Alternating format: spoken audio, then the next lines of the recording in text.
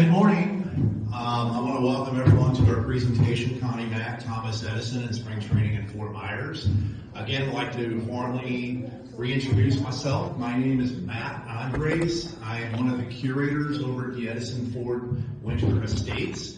I'm one of the few people in the world to hold an object that Thomas Edison, Henry Ford, and now Connie Mack has held. Pretty amazing experience.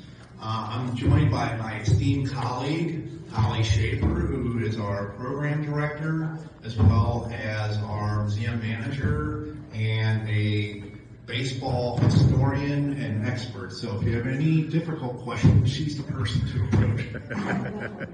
I'll take all the softballs. You can give her all the hard questions.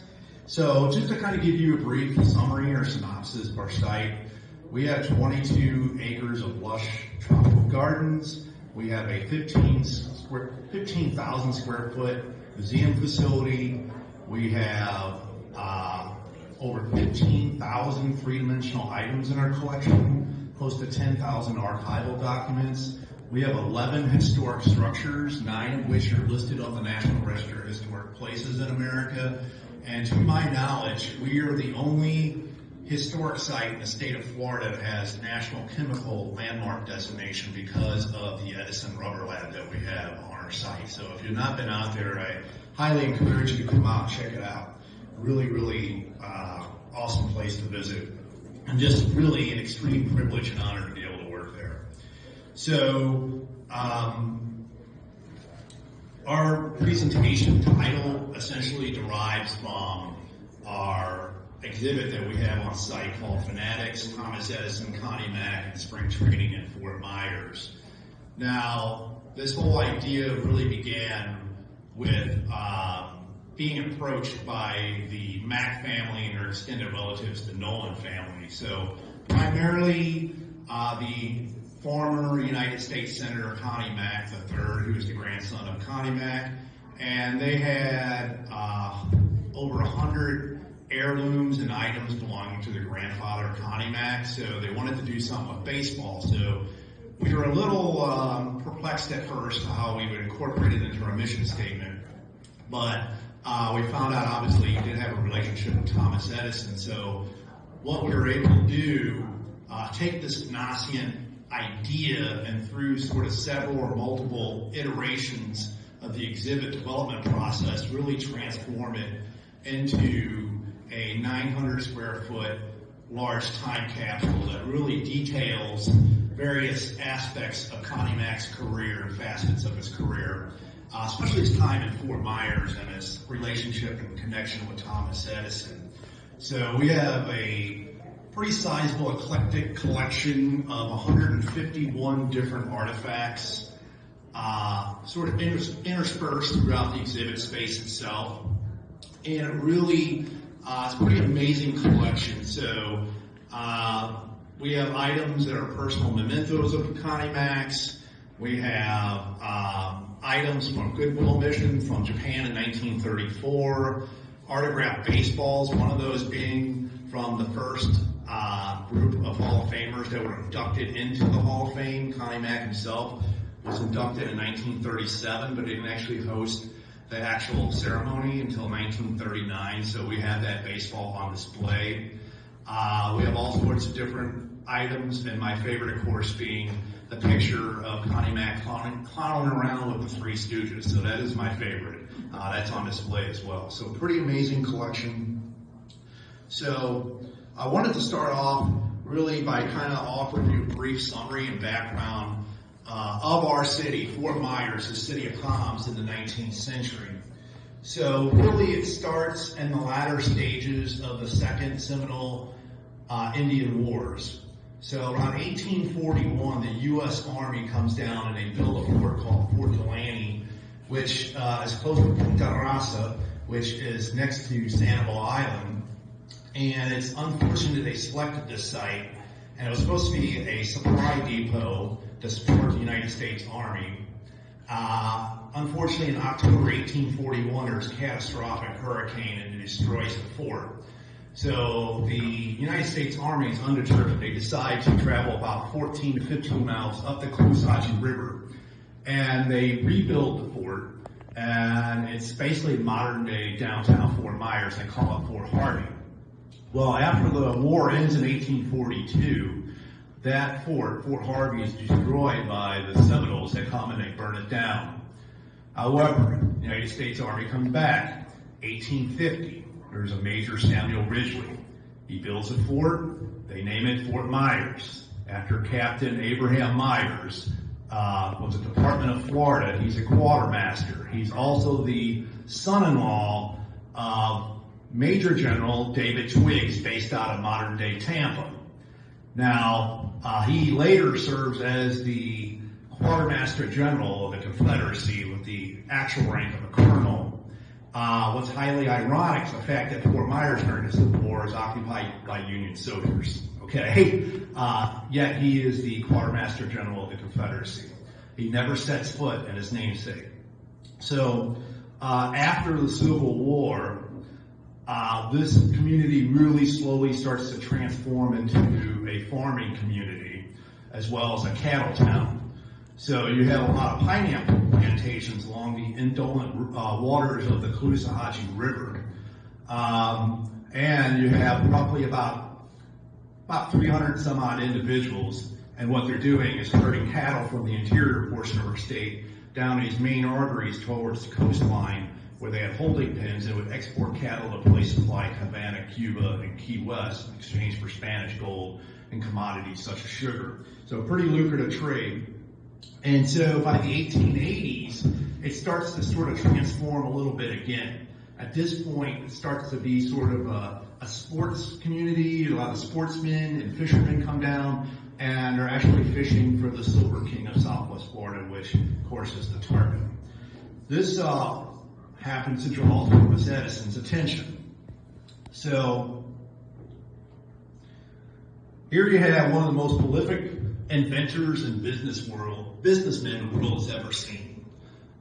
He's amassed 1,093 United States patents throughout his career, covering key innovations and major developments, ranging from telecommunications, electrical industry, storage batteries, primary batteries, motion pictures, mining safety equipment, cement, of all things. So, pretty amazing, prolific career that Thomas Edison had.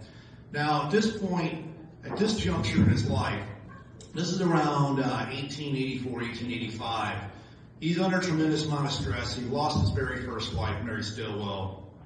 He's raising 3 children from that first marriage, and he's involved in all these business ventures up in the American Northeast. So he starts to suffer from a series of physical ailments, respiratory illnesses, pneumonia, and so forth. So he decides to travel down to a place called St. Augustine, the northeastern section of our state. And that's where the who's who of America, the rich and famous, they're traveling to St. Augustine. And it's his vision to be nice, beautiful, warm weather. It ends up being one of the chilliest winters St. Augustine's ever experienced. So Edison's basically had been reading about fishing and hunting expeditions down here in Southwest Florida, traverses the state, travels to a place called Cedar Key, makes his way down to Punta Rasa, and then up to the Caloosahatchee River to Fort Myers. This is 1885. Within 48 hours, Thomas Edison decides to buy 13 acres of land next to the Caloosahatchee River for $2,750 American dollars, which was a tremendous deal, of course, you think about it. But the Cowboys were only paying $25 an acre, referring to this transaction as the Yankee Special. Okay?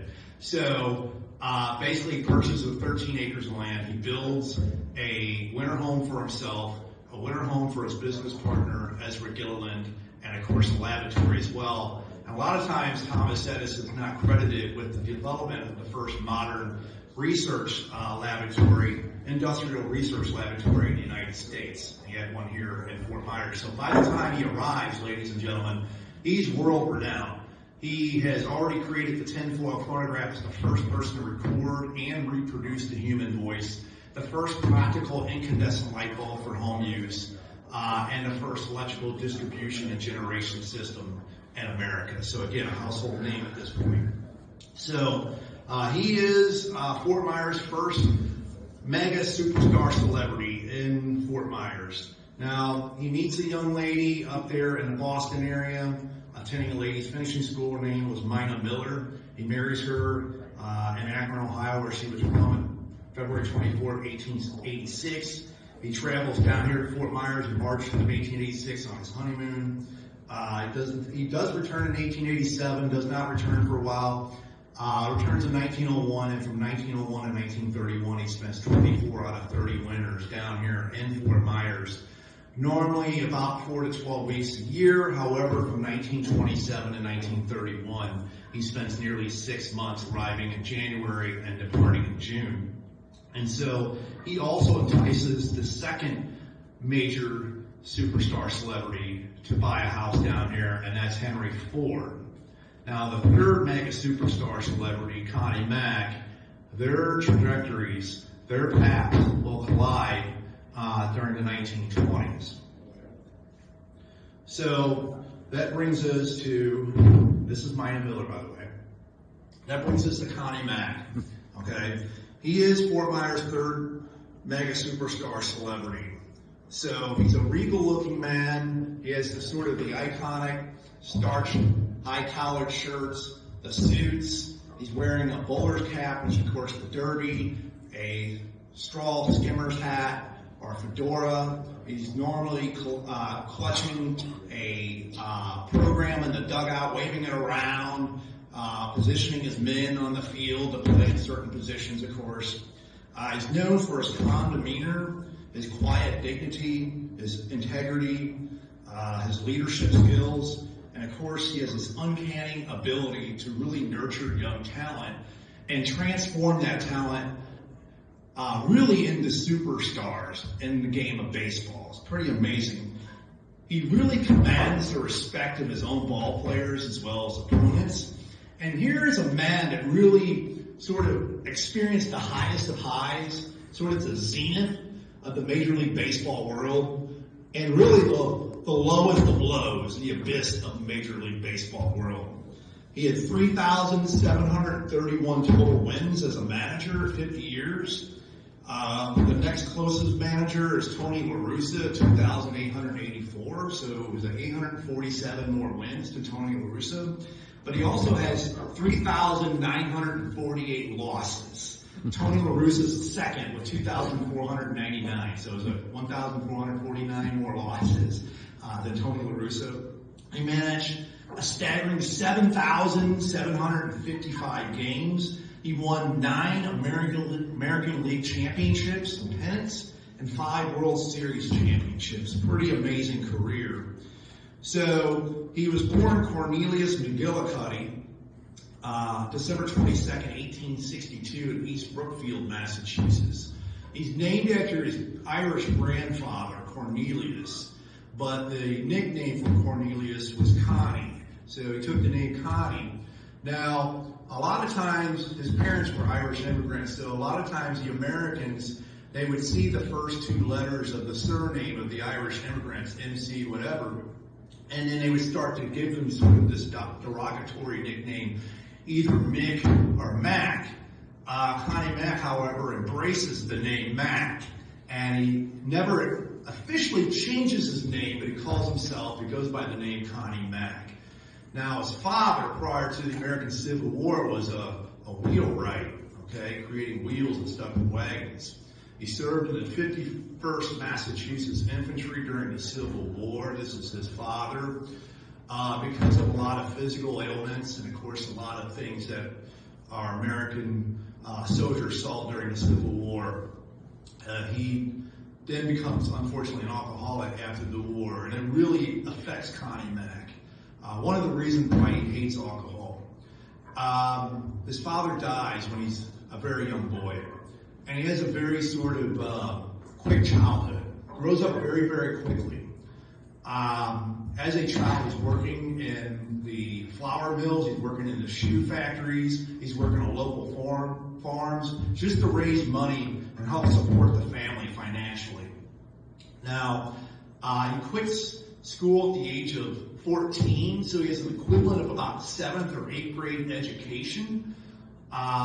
He quickly starts to, or actually decides to play baseball. That's really his first love. And he really sort of quickly distinguishes himself on the local clubs, being really the best player on the club and really a leader on the field. He becomes the captain of the ball team. And he gains notoriety, and he's picked up by the minor league teams up there in Connecticut. He plays catcher, of course. He played different positions, but mostly primarily catcher. He's nicknamed Slats for his thin build and his tall frame. So he's 6'2" and a half, about 150 pounds. But he is a very skilled player. So he's a very smart, skilled defensive catcher. In 1891 and 1892, he actually led the National League in fielding percentage for catchers. He really is sort of an innovative player. He's the first to really play behind home plate as a catcher, as opposed to playing way back at the backstop. He plays right behind home plate. He's really the first to practice blocking the plate to prevent runs from scoring.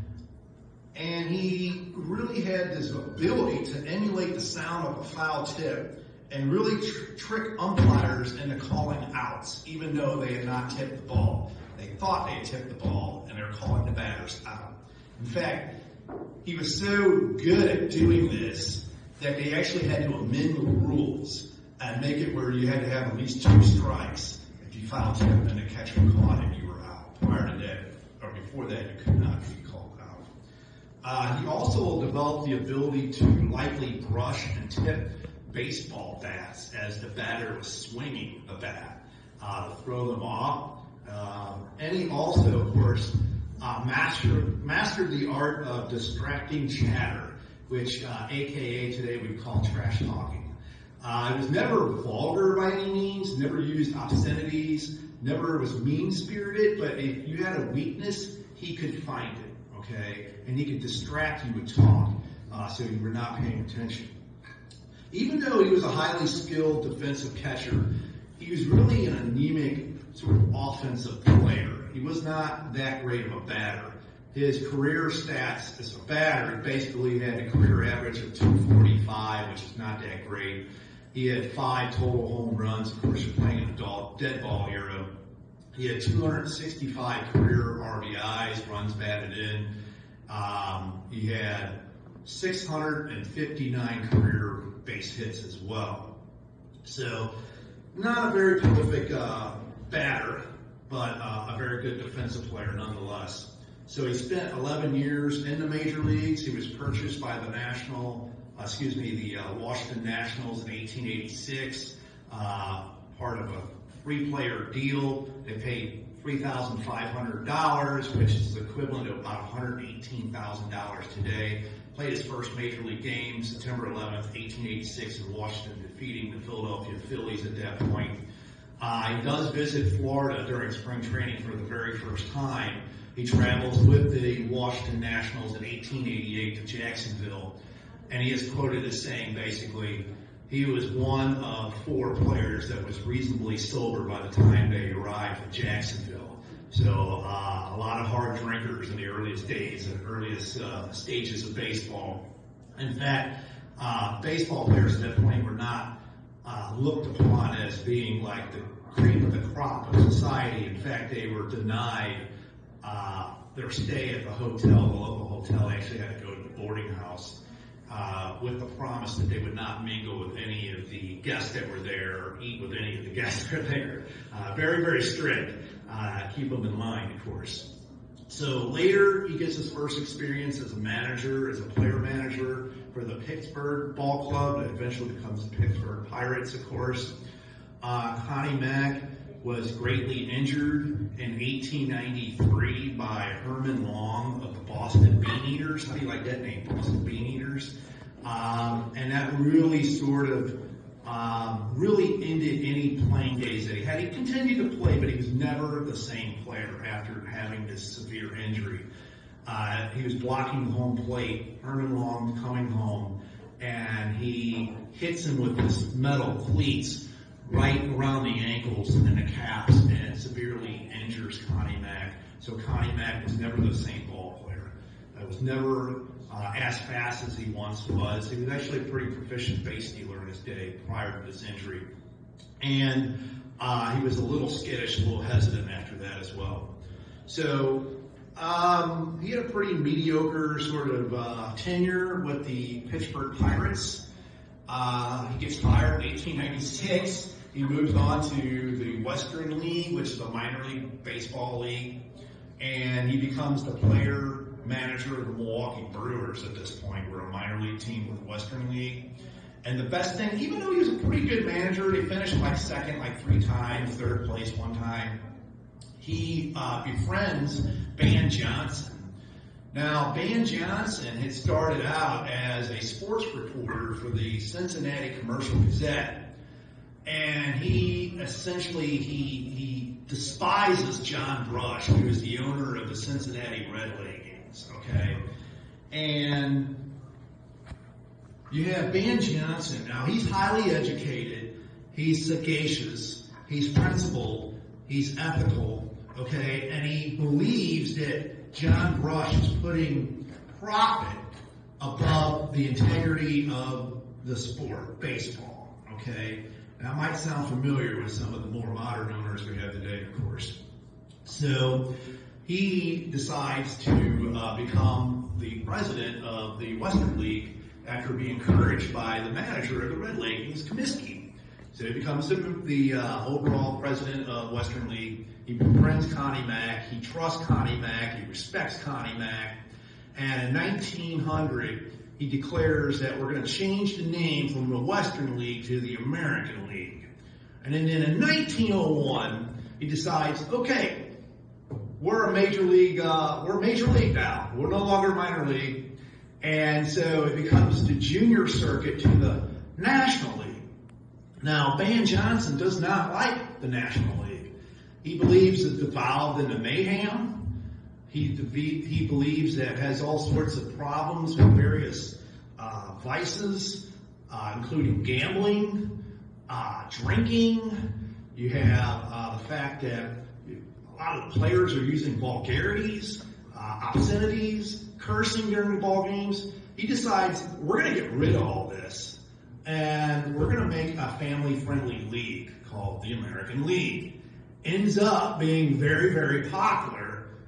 And some say even more popular than the National League itself.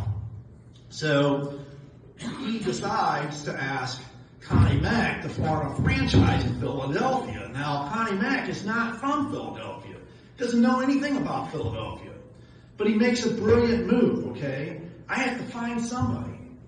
And so you have this gentleman by the name of Charles Summers, who had made millions of dollars in the coal industry.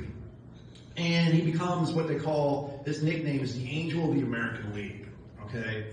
And he starts to provide all this seed money for all the various franchises. He provides over $30,000 to Connie Mack.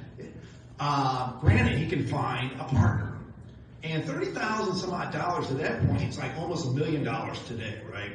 So Connie Mack he's a highly pragmatic businessman. He makes a brilliant move. And he approaches Ben Scheid, who is sort of one of my heroes, and I hope I do a presentation on Ben Scheid at some point. But you have a very shrewd, hard-nosed, savvy businessman by the name of Benjamin Scheid. Now, he had a hard-scrabble life. He's from the lower end of the working class, okay, poorly educated, but he had worked his way up and become a millionaire, okay, all sorts of different jobs.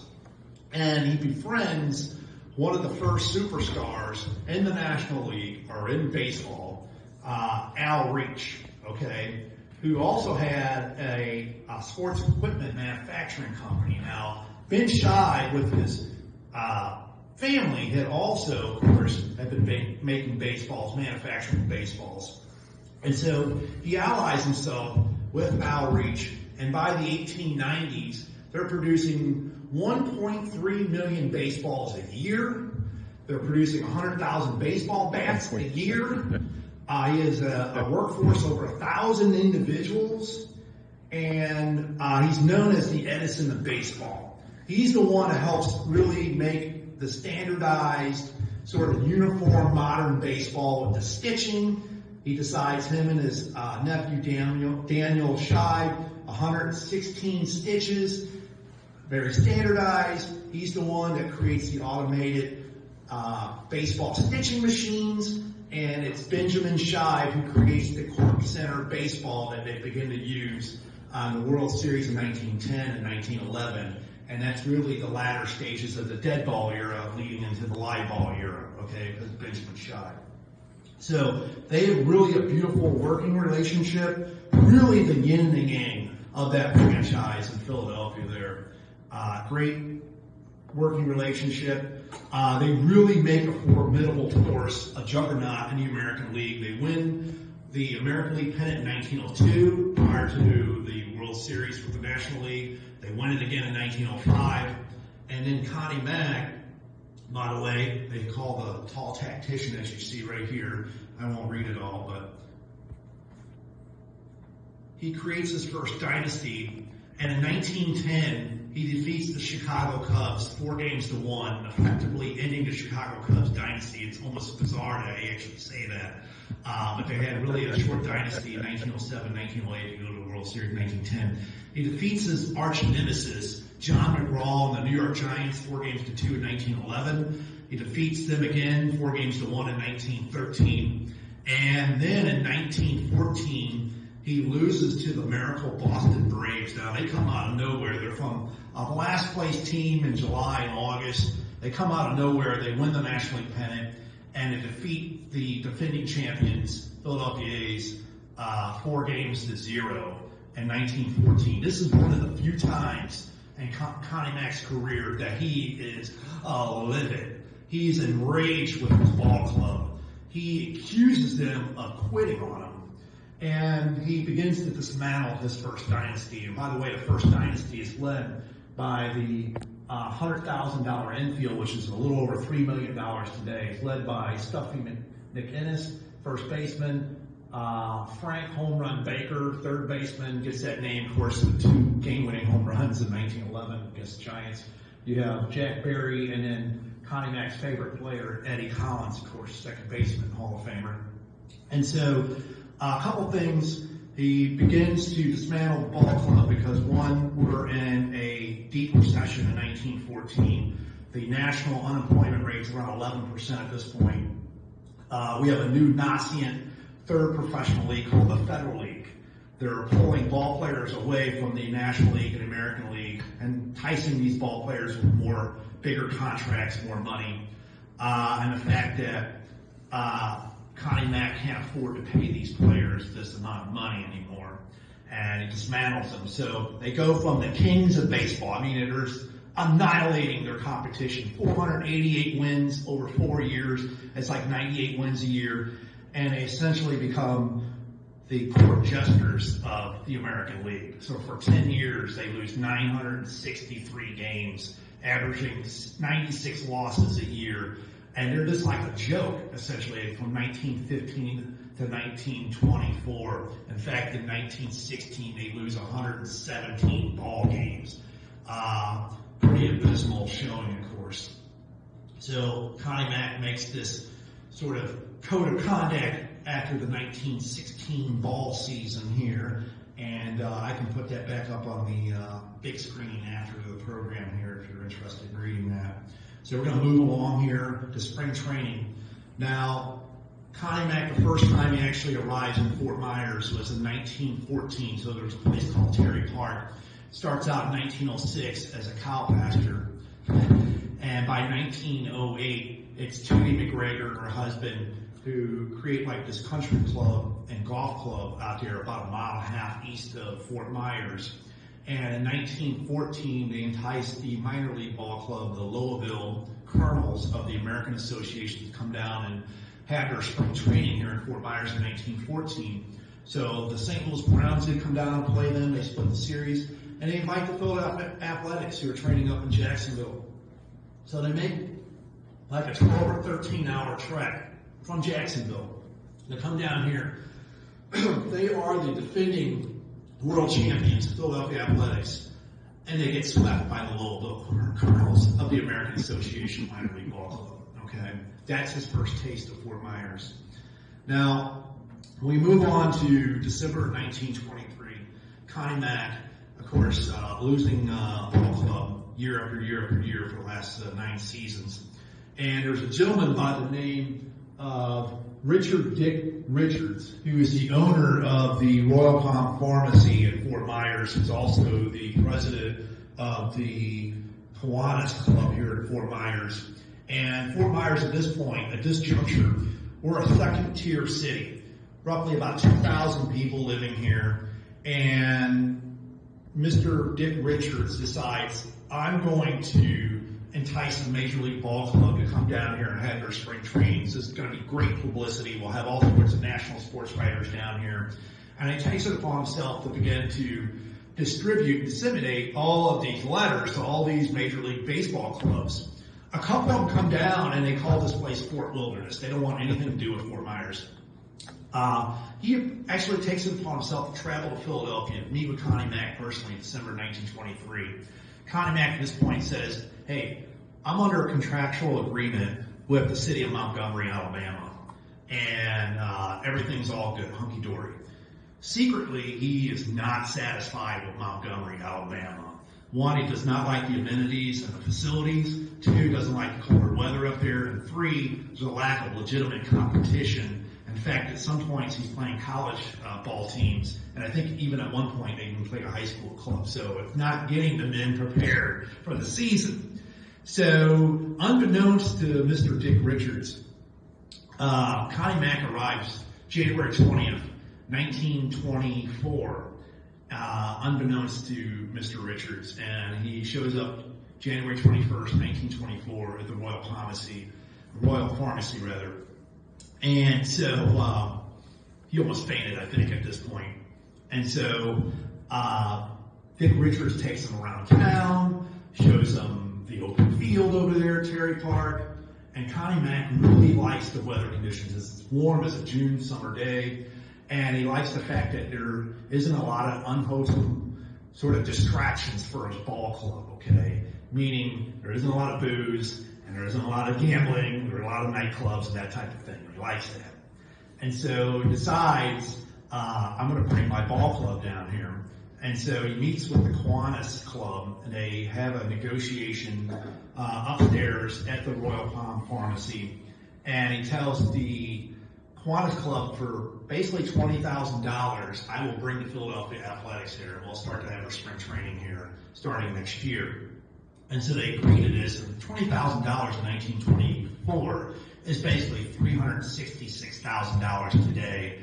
And so they give him $6,000, which is basically $106,000 to really come down here.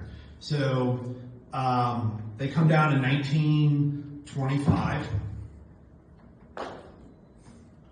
And so basically Connie Mack loses control of the schedule almost immediately. When he arrives at the train station, there's over 500 people waiting for him. There's a brass band. The mayor's here. Everyone's here. They whisk him away to the hotel. They put him on a bus. They start driving him down to Estero Island, Fort Myers Beach. According to the ball players, Thomas Edison's out there on the lawn waving to them as they drive by. Finally, Connie Mack is able to resume control of his schedule. And a few days later, he takes him out to Terry Park. But to his dismay, the Lee County Fairgrounds is quite active, and the fair is going on at the same time. So when they drive out there, they have contortionists out there, acrobats out there, dancing dogs out there, diving dogs out there. The players, they don't care about the practice. They're watching the fair. You have horses running around the track because they're in between a horse track, of course. And much to Connie Mack's dismay, the field's not even ready. They have it's basically sand, scrub grass. You have scrub palms out there that they have to cut down and actually paint white to just let the men notify the men, of course, that there was a tree there at one point. So, however, everything culminates really March 25th, 1925, because the town had been badgering Connie Mack essentially to invite the Sultan of SWAT, Babe Ruth, to come down, okay? So they entice him to come down. He agrees to come down. And so he arrives March 25th, 1925, to a hero's welcome. Okay, he's like the Italian of that time period, of course. And so he arrives at the clubhouse, and the first person to meet him is the Philadelphia Athletics sort of extra outfielder, Frank Bug Welch. And basically greets him and says, "Hey, Busher, all the papers say you weigh a ton, but you don't weigh a ton. You actually weigh a ton and a half." And so that was his greeting here. He gets a big laugh out of that. And so they play the game. Babe Ruth plays left field. He goes 0 for 3. He faces a pitcher by the name of Dennis Denty Gearing, who pitched mostly for the minor leagues, somewhat for the New York Giants. And Babe Ruth never hits the ball out of the infield. So I'm being told that we're a little short on time, so I'm going to tell one more. Can I tell one more story before I let you take over, Holly?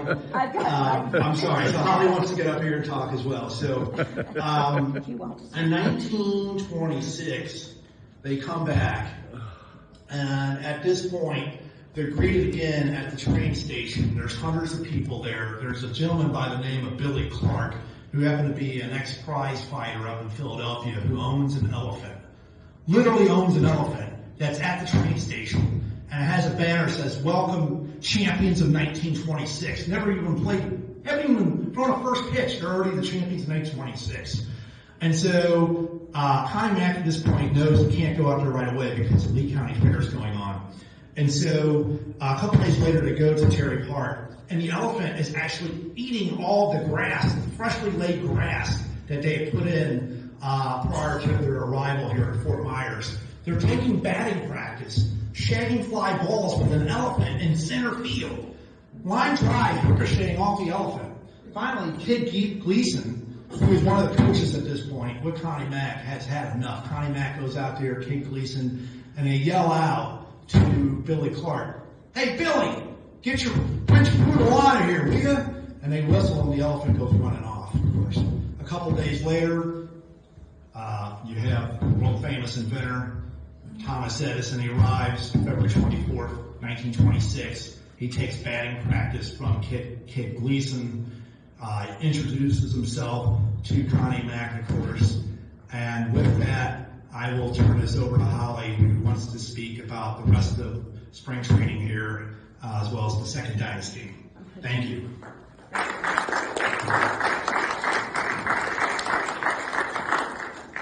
This is like 25 minutes long, and I'm going to try to do it in 15 minutes, so wish me luck. That's Matt's. There they are on the Edison porch, the Philadelphia Athletics. This is also Matt's slide, but the whole team was there. Ty Cobb is in here. Jimmy Fox. This is all Matt, so I'm going to just kind of whip through it. And I'll just briefly recap that Richard Richards is my personal hero because he does get the Philadelphia Athletics to come down here to Fort Myers, and they have a ballpark with 1,500 seats. Dick Richards knows that Thomas Edison is here, but he also wants to have more publicity. And so those sports writers are going to bring it to Fort Myers, and that starts the tradition. So if you don't have a hero, Richard Richards should be so. And by the way, while I'm talking about the Philadelphia Athletics, this shirt is from Gettysburg. Eddie's, anybody familiar with Eddie Plank? One of my personal heroes. He's buried in Gettysburg. I go to Gettysburg every year because we're very interested in the Civil War. But you can also visit Eddie's grave, and you can also go to Gettysburg Eddie's where you can eat. And this talks about their baseball festival, and on the back it's all written about that. But you can sit in there and look at all these pictures of Eddie Plank. That was what he was with us, their first dynasty. But I will recommend that you go there, as well as visit us, of course. And by the way, this is my team, in case you were wondering who I represented. Yay, thank you. Okay, we've got this second dynasty. We've got some of the greatest players of all time. We have actually, I'm going to say this quickly, 7 Hall of Famers on that baseball field just for the athletics. 5 go in and then 2 substitutes. And they all play here in Fort Myers. Ty Cobb plays his last 2 years here in Fort Myers. He's in awe of Thomas Edison. He pitches to Thomas Edison. He doesn't stand on the pitcher's mound. He comes very close. Edison hits it, hits Ty Cobb in the shoulder, knocks him down and says, "Think you'll be able to play like that when you're in your 80s? He's very humble, Mr. Edison. But anyways, by the way, they had all those Hall of Famers in the game and they still lost. Team that time forgot, 29-31. The greatest team, I'm a Red Sox fan, this is so painful, but the 1927 Yankees is considered the greatest team of all time. But I would say, and I think Sports Illustrated said back in 1996, that the 29-30 Philadelphia Athletics rivaled them. These men were on our field in Fort Myers. You could go to Terry Park today. There's going to be I think you guys have a game this afternoon, and then there's one on Sunday that Edison Fort Winter States is putting on. But they finished above 500 for 9 seasons, 1925 to 1933. And there they are. How do you like the ring? Have you guys looked at any World Series rings lately? This is a little humbler. They've got the white elephant there. They're elephant because John McGraw called them a bunch of white elephants. That wasn't a compliment, but that's their ring. Oh, there's Connie Mack. You can go visit his plaque in the Baseball Hall of Fame, and you can stand with the class that was inducted in 1939. And this is the people from 36, 37, and 38 that go into the Hall of Fame. As Matt mentioned, this is the class of 1937. And actually, Ty Cobb shows up late. There's a bunch of different stories that I've heard. Maybe he drove from California. Maybe he was in the hospital. But he's late. And do you think they reassembled to add him to the picture? No. So he's not in there. That's me, because my son thought it was hysterical that all these men are sitting down and I'm standing up. And that's how short I am. And I am a Connie Mack groupie. I have met the McGillicuddy family. Quite a few of them, they are considering legally adopting me. They are the nicest family in the world. Anyway, that team leaves. He starts dismantling his team, and it never again will have a World Series championship. They have some runs at it, but eventually Connie Mack is older. They don't have the money to put in, not like my team, Fenway Sports, has all these other, they own the Pittsburgh Penguins, they own a soccer team. It wasn't like that then. But he still should be one of your personal heroes along with Dick Richards.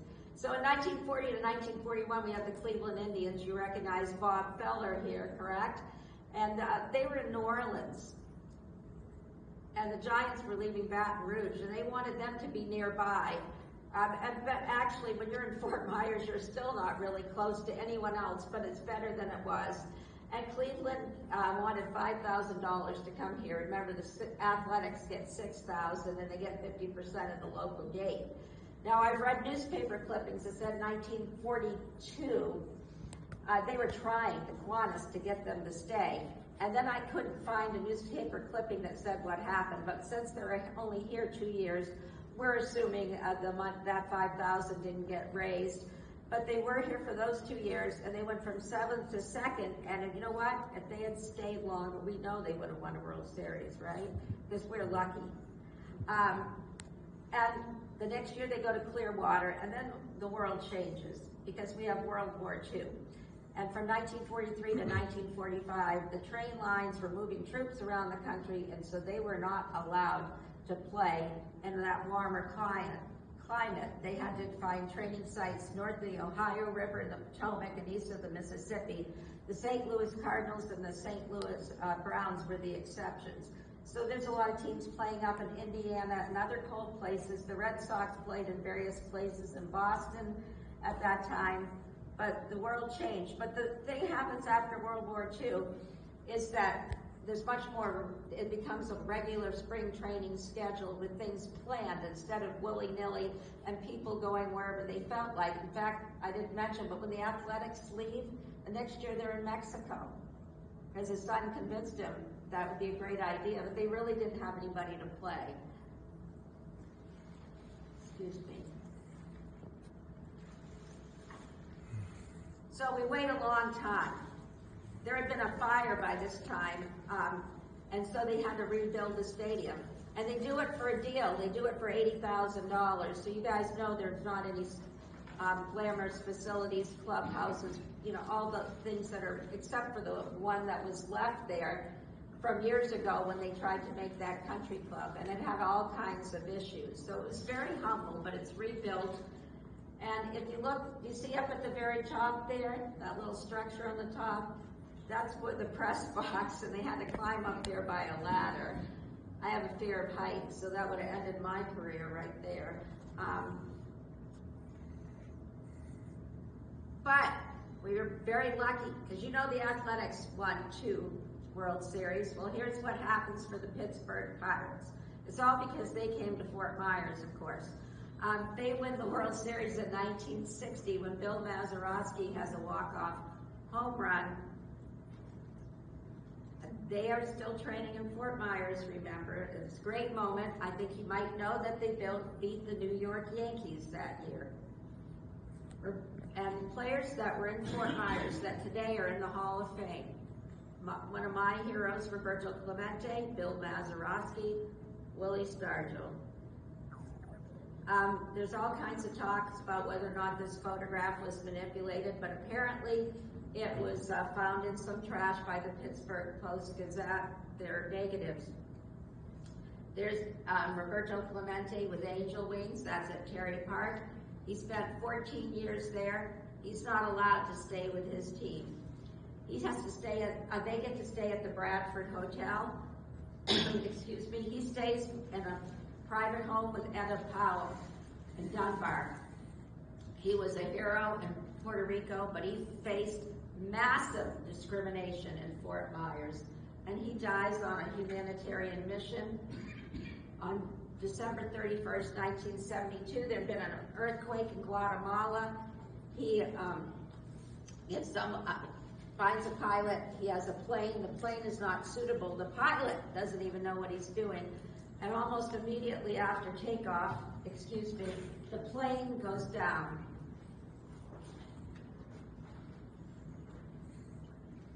I will say that my husband happens to be from Pittsburgh area, and when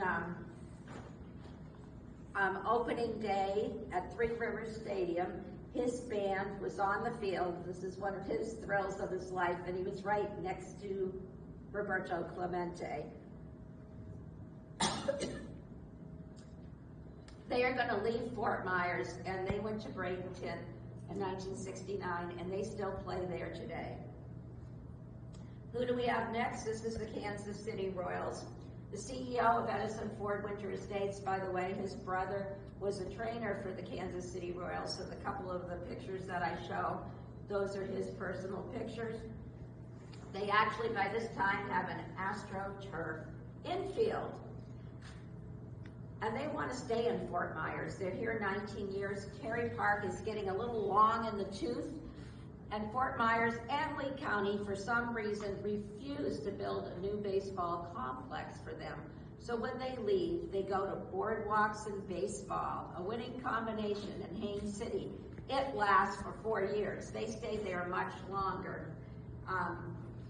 3 years, excuse me, but they remained there till 2002, and they went to Arizona, where they still play today. But for a time, they were here, and this is what happens. They reached the World Series in 1980, but they lose to the Phillies. And in 1985, they went against the Cardinals. And George Brett is on that team. I could talk about him forever, but he had quite a reputation as a ladies' man. But this is what I also will say. At that time, these players would go to downtown Fort Myers, eat breakfast, mingle with the community. It was a very hometown feel at that time. Bo Jackson's on this team as well, though The only one in the Hall of Fame is George. And the gentleman that you don't know who's kneeling down there is Mike Flanders, our CEO's brother-in-law, their trainer there. So they so wanted to stay, they wouldn't build them a stadium. And their general manager says, you're not going to build them a stadium. You're not going to build us a stadium, but you're going to do it for someone else someday. And guess what? It wasn't that much longer when the Minnesota Twins come here in 1991. And guess what? They built them a stadium. It was, and it's a whole development now. But at the time, there was just Hammond Stadium, and now they have Lee Health there. Well, the Twins trained in Orlando with the exception of the war years from 1936 to 1999. And there are so many Washington teams. But they started out as the Washington Senators from 1901 to 1960. They've upgraded this stadium, and at the time it was called and that's still Hammond, CenturyLink, now Lee Health. And when they upgraded it, because they had to do this to keep them, because they had given the Red Sox a new stadium, they have 5 other full-size fields, an infield, 4 softball fields. They have a player development place academy, and that part has visited us at Edison Ford. And they made ginormous improvements in 2014 and 15. And it's supposed to kind of give you a Kentucky Derby kind of feel, where Churchill Downs kind of feel when you visit there. It is a lovely stadium. There is not a lot of shade, so if I were to go to a game, it's better for me to go at night because the sun just gets to me. But it's here, it's still here. I'm sure the Royals still wonder to this day why they didn't get a stadium, but the Twins did. And guess what? Got lucky again here, the Fort Myers luck. 1991, they win the World Series over the Braves in 7 games in the Metrodome. Jack Morris, who actually goes in as a Tiger, but he wins that game, pitches incredibly. Okay, I know there's somebody that's a Twins fan. I was speaking yesterday at Edison Ford, and I had a lot of those. Kirby Puckett, Dave Winfield, Jim Thome, Paul Molitor, they all played for the Twins. They all have been in Fort Myers or as a manager, and they're all in the Hall of Fame. Right behind Edison Ford Winter Estates, 3/4 of a mile, we had the City of Palms Park. There's a big problem with this park, and they thought this was going to make this area take off, but the practice fields are 3 miles down the road. It is still standing now, but it's very controversial as to what's going to happen with it. The college here uses it for their baseball games, but I don't think there's any conclusion, and it didn't develop the way they ended up bringing the development to the area that they wanted, but it was used for a number of years.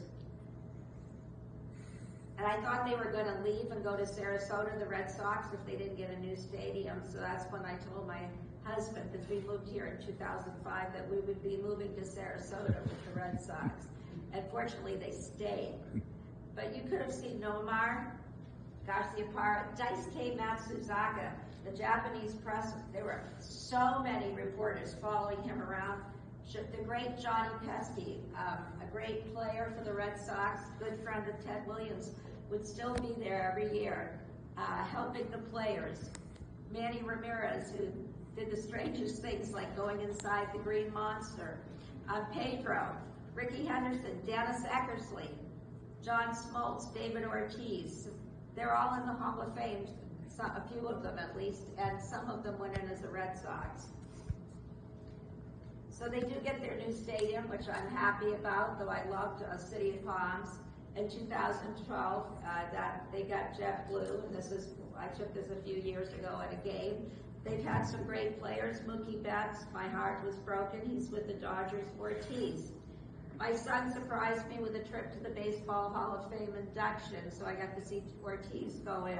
If you have a chance to go to the Hall of Fame, we had the president visiting us a couple weeks ago when we had the grand reopening of our baseball exhibit, which was a thrill because my son and I, and my husband has been with me, but we try to go to something special every year. But if you can't go to the Hall of Fame, we have a lovely little exhibit, and I will talk your ear off about baseball at any time if you come by. Connie Strugsky was going to this park for a while beforehand, and my other hint to you is if you love, the games are fun, but you know what you can do before then, pitchers and catchers, or just regular practices, you can go and see them. And this year there were not many people there, and you can get up close and personal. Pedro won't leave until he's signed every autograph that there is. So you get a chance to even get closer. But that's one of the fun parts about spring training is you are much closer to players. My husband, were some of you at the game last night? Yeah, me too. I was in third base line, and I had little kids sitting by me, and they all wanted to have balls tossed to them. You know, you're lucky I'm here today, because those balls went flying everywhere. Guess what happens to the Red Sox?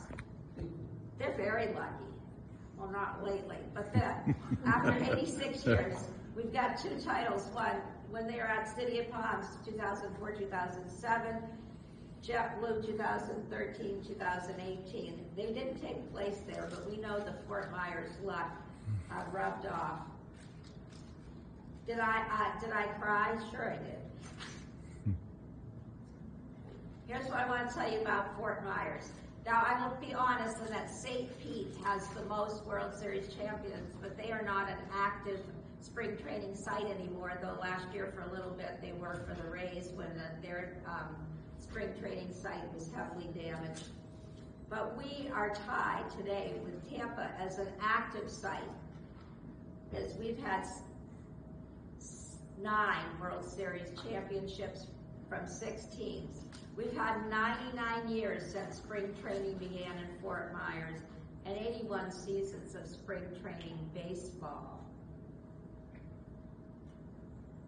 These are where they play. They kind of put the Tigers on the west coast here. I think it's more in the center of the state. And by the way, the Tigers have the oldest ballpark in Lakeland, which is in Lakeland. I put this in for you Twins fans, even though they didn't play here in Fort Myers. Tony Oliva, he was out there signing autographs at a little table on Cooperstown streets. This is the parade that they have. That was probably my favorite thing that I did there. Jim Cott, and look, you get to see Big Poppy going down the streets of Cooperstown. Be Still My Heart. You know where, this is Terry Park. It's still there. There are college games, vintage baseball games, Roy Hobbs games. It's a historic site.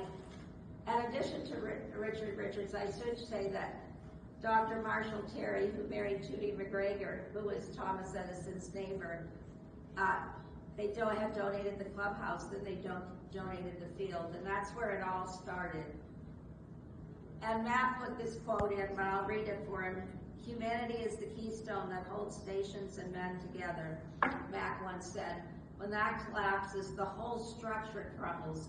This is as true of baseball teams as any other pursuit in life." There is so much information out there about Connie Mack. He has a 3-volume biography that's like this. I encourage you to come to Edison Ford. I'll personally talk with you about baseball anytime, but check out this.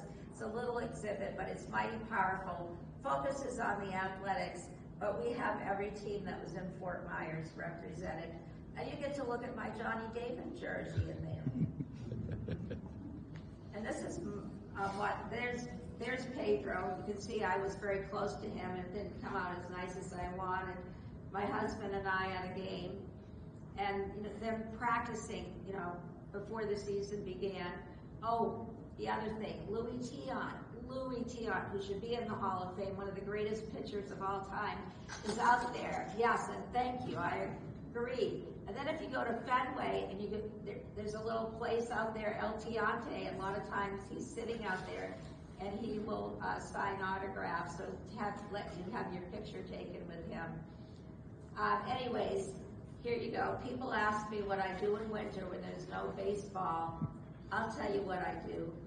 I stare out the window and wait for spring. And that's Rogers Hornsby, who we know is with the Cubs and St. Louis, but I still love the quote anyway. And by the way, I do like the Cubs, and our CFO is sitting in the audience, Tom Otterby, and his son, Tommy, is, some of you know this, he's the pitching coach for the Cubs.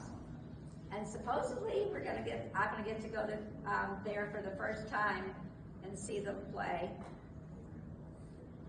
This is Matt's, what he used for reference. Here's mine. Matt is a walking encyclopedia. I love spring training. It's something I'm passionate about. Every time somebody goes to a game, you support Fort Myers in spring training down here. Do you have any questions for Matt or me? If not, thank you very much.